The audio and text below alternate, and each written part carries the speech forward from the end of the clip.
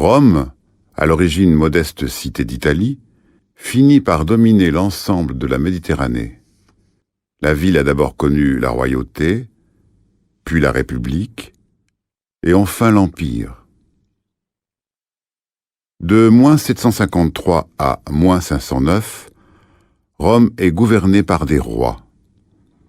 Après Romulus, le fondateur légendaire, viennent des rois d'origine sabine, puis des rois étrusques, dont le dernier est Tarquin le Superbe.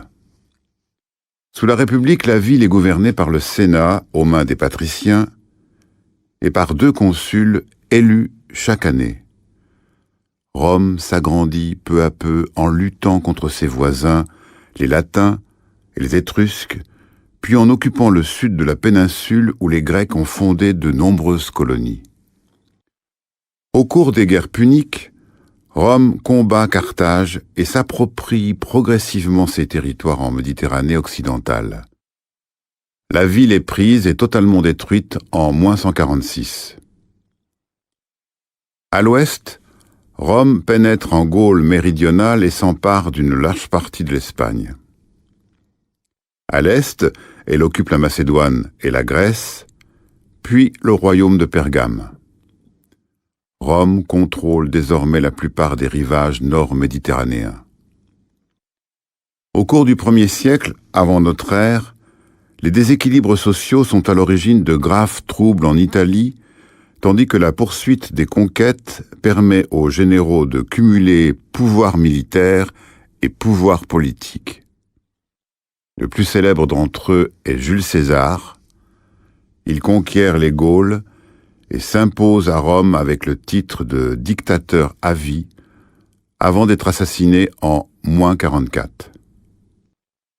Son fils adoptif, Octave, fonde l'Empire et prend le nom d'Auguste. Son long règne est marqué pour les Romains par le retour à la paix civile.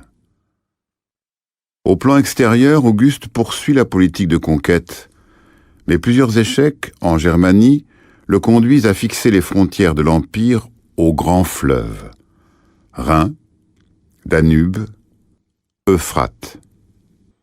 Quelques extensions supplémentaires de l'Empire interviennent dans le courant du 1er siècle de notre ère, en Grande-Bretagne, en Thrace, en Cappadoce et en Maurétanie. Les dernières grandes guerres de conquête sont entreprises par l'empereur Trajan au début du IIe siècle, contre les Daces au nord du Danube, puis contre les Parthes en Arménie et en Mésopotamie. Mais l'occupation de l'armée romaine est très éphémère dans ces régions orientales et l'heure est maintenant à la consolidation des frontières. Au milieu du IIIe siècle, l'Empire est de nouveau menacé par les crises politiques intérieures, tandis que les frontières cèdent une première fois devant les attaques des peuples barbares. À plusieurs reprises, Francs, Goths et Alamans pénètrent profondément à l'intérieur de l'Empire. À partir de la fin du siècle, les empereurs Dioclétien puis Constantin Ier rétablissent les frontières et conduisent une profonde rénovation de l'État romain. Constantin fonde une nouvelle capitale baptisée Constantinople. Durant le règne de Théodose Ier, la pression extérieure sur les frontières reste forte et l'empereur autorise les Visigoths à s'installer en territoire romain au sud du Danube. À la mort de Théodose, en 395, le partage de l'Empire entre ses 2 fils consacre la coupure définitive entre Empire romain d'Orient et Empire romain d'Occident. Dès le début du Ve siècle, la situation militaire devient critique dans la partie occidentale.